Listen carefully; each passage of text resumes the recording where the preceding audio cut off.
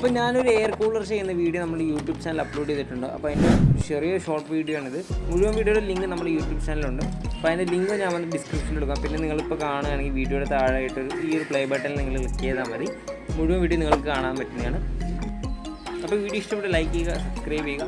അടുത്തൊരു വീഡിയോയിൽ വീണ്ടും കാണുക.